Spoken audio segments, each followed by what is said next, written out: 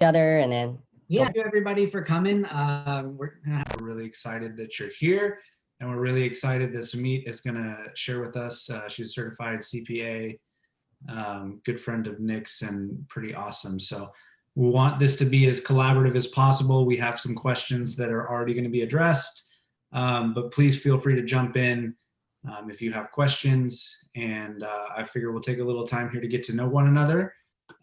So if you want to give us your name, what interests you in real estate, and what experiences you're after and have had, yeah, we can just go from there. So like I said, my name is Josh. I work with the GPS renting team. I've been a real estate agent now for a few years. I'm interested in duplexes, triplexes, fourplexes, and then obviously working in property management and residential resale. So let's go ahead. I'm going to call on people as they appear in my screen. And if you want to introduce yourself, great. If you want to pass, that's fine too. But we're really excited that everybody's here. So how about Brian? Yay. Hello, good evening. I'm Brian. I'm here because I love to be here. I'm here for more just for fun, because that's what real estate is all about, fun. I think it's fun. Tenants are fun. Buying and selling is fun. No, it's not. It's not fun at all, but it's a lot of hard work, and you know, it's worth it. As anything that's worth doing is it's something I recommend to anybody that has the means to do. So that's why we're here. I invest, been doing so for years, and I'm a real estate agent as well. I mostly work on properties. I know a lot about houses and buildings and how they function and how they work, and so that's what my expertise is. I manage my own rentals, my own properties. I don't self-manage. We do it through the company, but I've put my life into doing this kind of work, basically managing properties. That's what I'm a professional property manager. That's what I am. So that's me in a nutshell. Thanks.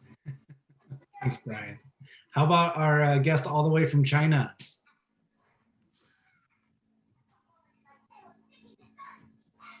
You want to introduce yourself? Don't know. Yeah. I don't know what's. Hello. You don't have to if you don't want to. We just want to tell people your name, maybe. Me? Sure. Hi, this is Yihua. I'm from Bay Area. I am totally new to real estate. Seattle is one of my interested area, alongside with Austin and Denver. So for the tax is always a big problem to start my own business. That's why I'm here. Thank you. Thank you so much for being here, and you know, it's exciting to start. So how about Ken? Hi, I'm Ken. I'm real new to real estate. Can you hear me? Yep, you're good. Okay. And I've taken a couple classes on how to evaluate properties. My main interest is multifamily. I'm looking at large apartment complexes. I have yet to purchase my first property, but I'm excited to get going on it. I basically got into this because my girlfriend, who is from Cambodia, her dream is to be in or to own some apartment buildings. So awesome. Thank you so much for being here, Ken. How about Dan?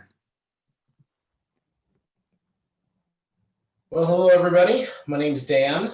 I am in Portland, Oregon, but looking to buy my first house in Vancouver, Washington.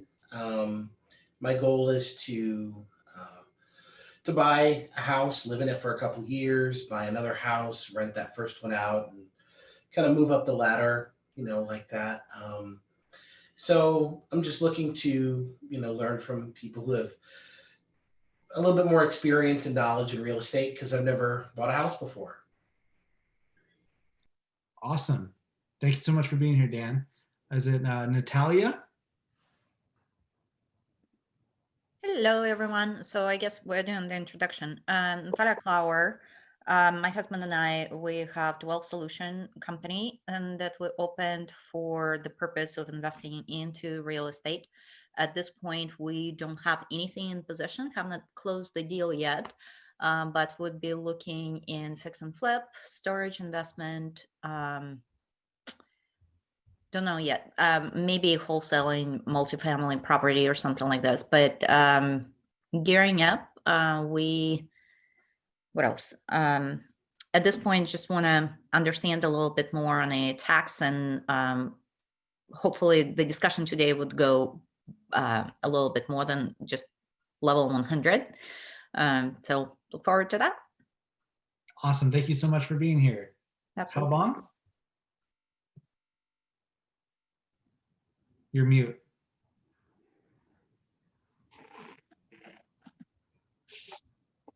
Okay, let's Oh, hello. Sure. Yeah. So my name is Hao Bang, and I'm new to GPS, and I currently taking in the road for marketing, and yeah, I'm also really interested in investing as well. In the real estate side, so I'm always have passions on it, and I'm looking forward to learn from each other, and yeah, expecting more as well. So yeah, thank you. Thank you. Dimitri? So I'm Dimitri, originally from California, just moved up to the Washington area. So I had a property that I was living in that I knew eventually I'd want to rent, and me moving out here kind of forced me to end up starting to rent that property. And I'm starting to learn a lot just in working with the property management company that I have out there working with me, and different things there. So with this, I've been trying to learn more about it formally, or just more information about real estate overall. So I've been listening to some podcasts and just kind of trying to self-learn. But one of the things that a podcast I was listening to was mentioning joining meetup groups to kind of learn more about real estate, and how you could, take advantage of some of the different aspects of real estate overall. So my whole goal is to just kind of take in information, learn, and then try and eventually get a second property, which would be somewhere out in this area. Don't know where yet, but trying to figure out, some of the best ways to start approaching that and everything as well. So I have a property kind of by fortunate opportunity, but I'm learning a lot very quickly about managing that property. I'll bet. Thank you so much for coming to our meetup group. We're really happy you're here. Lucy?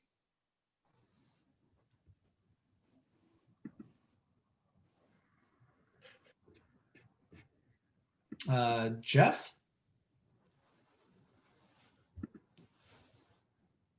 Hey, Jeff Quinlan here. Can you hear me? Yep. Hey, thanks. Yeah, just joined in tonight. It's been a while. I may have to drop off a little early, but I wanted to join. I have, excuse me, I have properties or investments in Spokane and Seattle, and just looking to listen in and learn. As it sounds like you got a great speaker tonight, so I just look forward to hearing from each of you and learning from the speaker. Thank you. Thanks, Jeff. Yulia?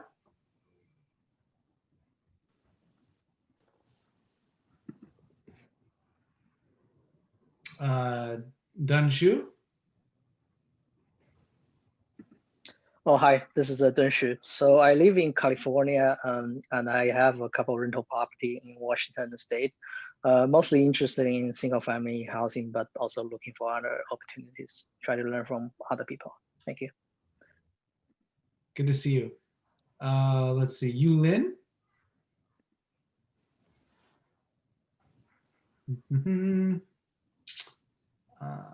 Okay. Looks like we had a couple more people just join. If you wanted to introduce yourself or if I missed you, please feel free to speak up. We'd love to hear from you. Anybody that we missed or that just joined that wants to introduce himself? Okay, how about Nick? And me? Yeah, you. Oh, okay. So yeah, my name is Nick. I'm with GPS Renting. And then I always introduce myself by saying I'm 100% made in China. And then I was shipped to America in 2007. So I got my MBA in North Carolina. And then I moved to Seattle to work for Microsoft to work on their planning and the marketing.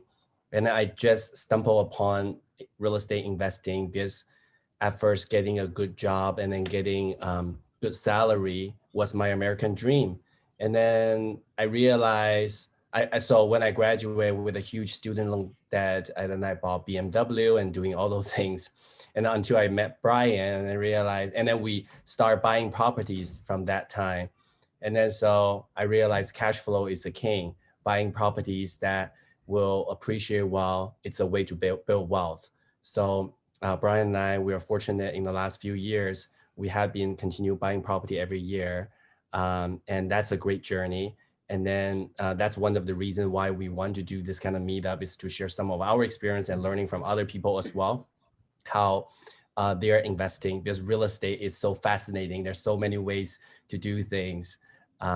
So yeah, some of my project that I'm trying to work on right now, one is syndication by either hotel or apartment complexes. And then the second one is building something. Anyway, that's, and then while continuing acquiring properties, mostly single family and small multifamily. That's our niche. I think that's it. And great meeting everybody tonight. You want to roll that into the vision and scope? Sure, sounds good. So yeah, thank you, Josh, for going around the table, let everybody introduce each other, because that's our goal. Our goal is really bring together a group of like-minded people and then who are action-oriented, and we want to help each other. So on one side, every time we try to bring investors themselves, also bring like CPA today Sumit to talking about taxes. At the same time, we really appreciate it if we can all experience and have the open mindset to learn from each other. I do think that's the main goal of doing this. And we will host this once a month. And then, yeah, and that's our vision and the scope. The next one. Yeah, so normally we fire stats at everybody at this slide every month, but I thought instead Nick came up with a great idea that maybe if you have a crazy story about what's happening in the real estate market, or what have you heard, or we'd really love to hear from you about what do you think's going on out there right now? Does anybody have a good take or story? Yeah, what we want to do is before we all show the stats, it's like, oh, this is an inventory number. This is a day on the market. And then we're like, how about listen to other people, like what you have heard recently, because we're all into real estate. What have you heard anything about real estate? I can start by sharing, because we are in property management. One side of our business, we're in property management. So it's, what we have seen is apartment and condo rental in Seattle horrible. I've never seen this to be so horrible. Like there is a condo we manage right by in Capitol Hill, right by Cal Anderson Park. We dropped the price already like $500. And then, but after 3 months, over 3 months, there's only one inquiry. There's not even a tour. That just shows that people is really, really moving out of the city, and then they want bigger space. And then the condo rental market, and also for sale as well. We have another property for sale on top of Target right by Pike Place. And then it's the same. We list over almost 2 months. We are already the cheapest one in the building, but even nobody even asked for it. I mean, there are 3 or 4 tours. That's it. The condo market it's really going to the winter time. That's at least what I saw.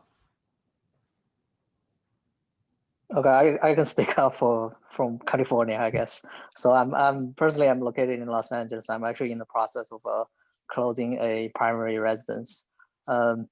So I enter market thinking it's kind of competitive, but it's not really that bad right now. I feel like things have slowed down a little bit in California now. In Los Angeles, it's still hot, but for the target I've been looking, it's relatively high. So like I was looking around like 1.5 million single family house. So this price range is not competitive. I mean, I bid on the house I want, and there was like another person bidding, and the seller countered them. They never came back. So it's not as competitive I think it was compared to Seattle, at least. Like Seattle was still super crazy. It looks like.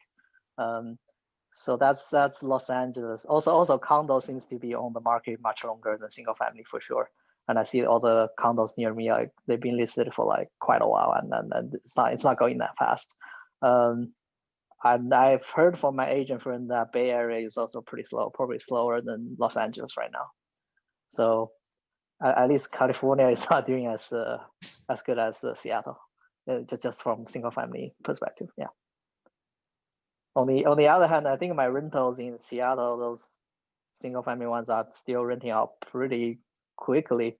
Honestly, I've been very impressed. Of course, like GPS did a good job, like getting it to stage and getting the tool and stuff. So thanks for Nika and Brian for taking care of this. But honestly, I was super impressed by how fast my single family property in Seattle got rented out. Yeah, I think you recently bought 2, right?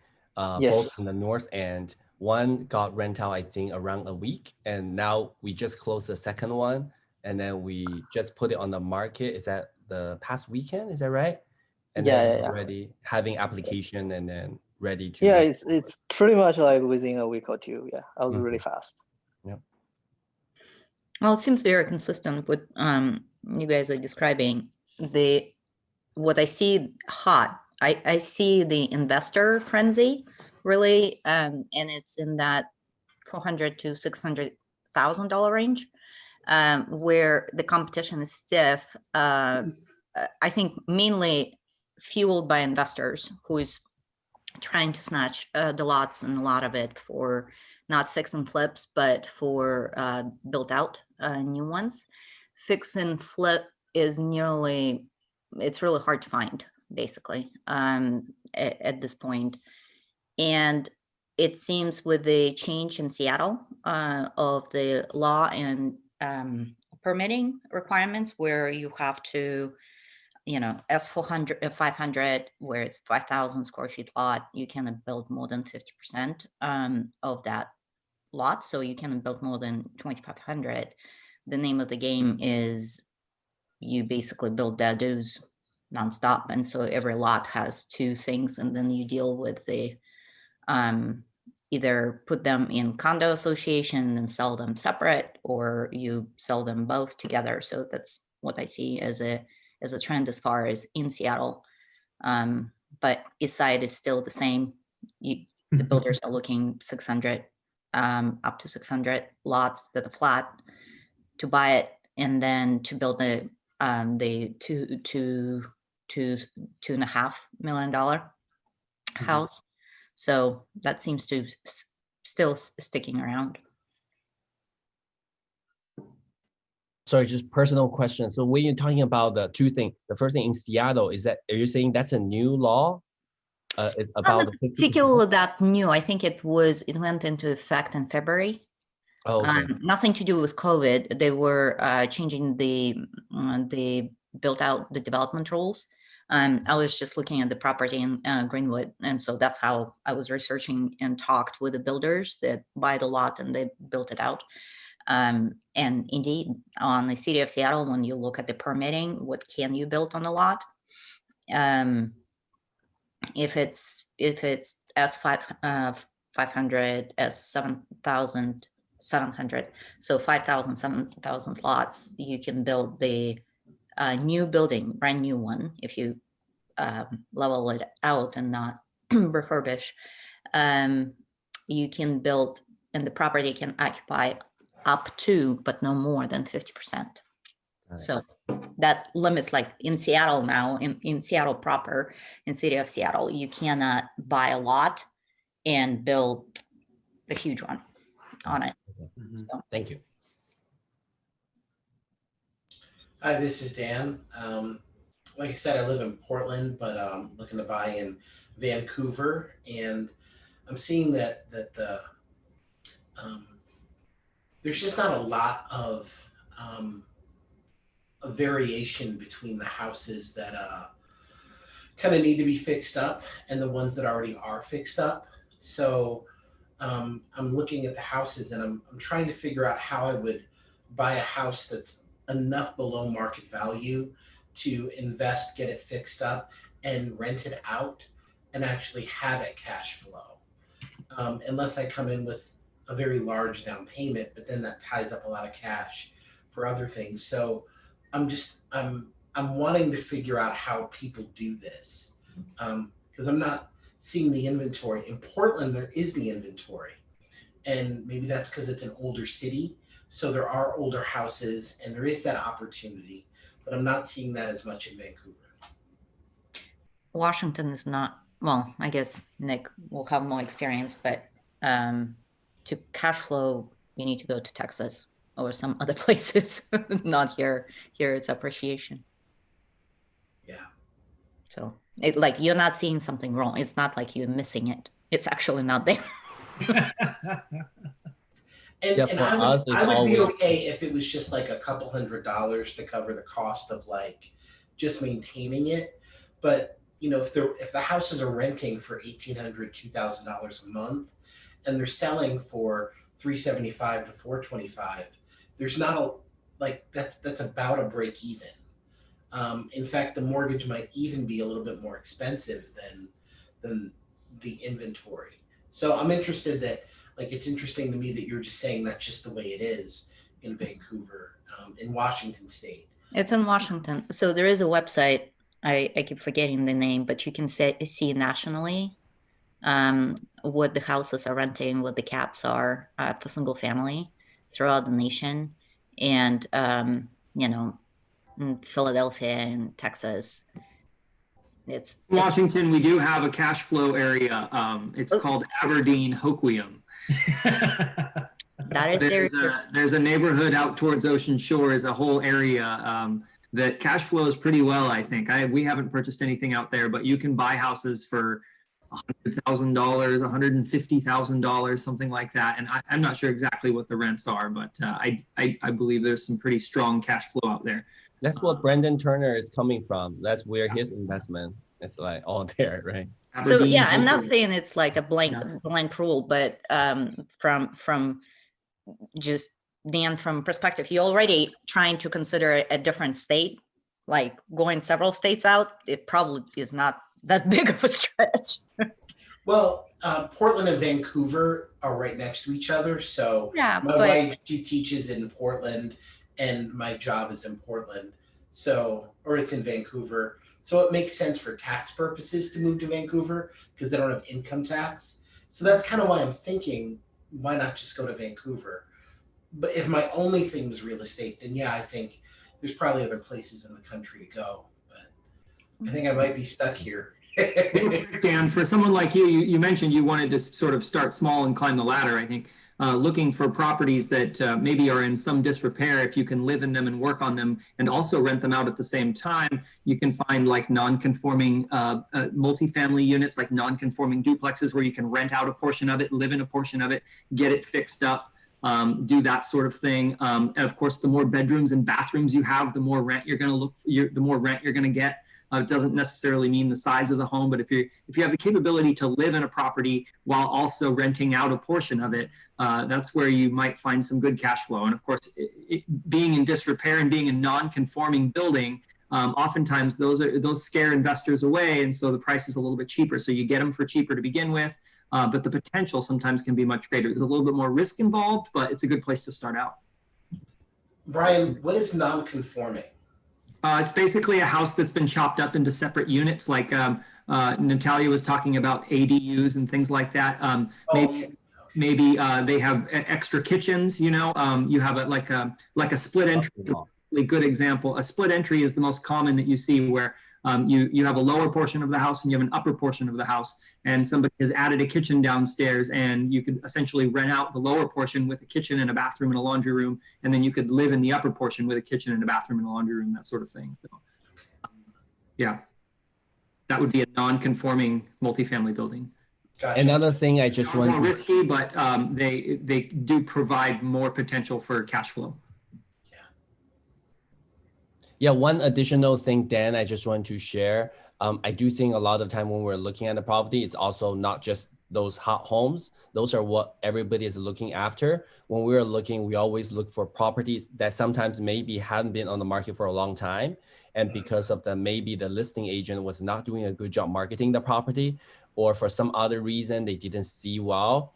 Like this year, we acquired a property. It's a duplex in Northgate area. It's pretty good in Seattle. But in the listing, they use it's duplex, so they use the worst side of the photo. It's everything looks horrible, and the rent they put it on the listing is $850 each side. It's a 2-bedroom each side. It's townhouse style but flat. But what we are looking at it, we say, oh my gosh, this can easily rent around $2,000 rent. So a conservative is $1,500. So that's where we go in and then negotiate. So we bought it for $460. And then rented each side for $2,000, and the mortgage is only $2,000. So anyway, I do think there's still opportunity.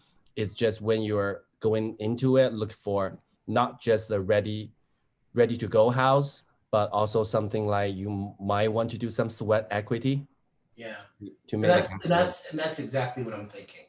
Oftentimes houses can be relisted as well. People will go in there with an inspection. An agent maybe not doing doing a very good job will accept an offer with an inspection, and then the buyer will back out for whatever reason, and then that will affect its marketability. And so oftentimes when properties come back to the market, sometimes those are the best opportunities, because they've already seen their initial surge, and then they've scared people away because they say, oh well, somebody else didn't want it, there must be something wrong with it, you know, and those can be sometimes the best deals, properties that have come back to the market. So look for those, that sort of thing. But real quick, I think the question that was asked, or what are we seeing? Mostly, I think suburbs are the way to go. People are purging from the cities a little bit, and definitely Nick's point of the condo markets in the big cities, especially Seattle and Portland, and areas where we've seen a lot of bad activity, and you know, the COVID has affected. Those people are really being disinterested in those areas, and so that's pushing everyone out. Of course, people are able to work from home now, and so the suburbs are the new hot market. So whether you're looking for single family or multifamily, you know, you're going to start to see more appreciation in the suburbs than you are in the downtown areas, I think.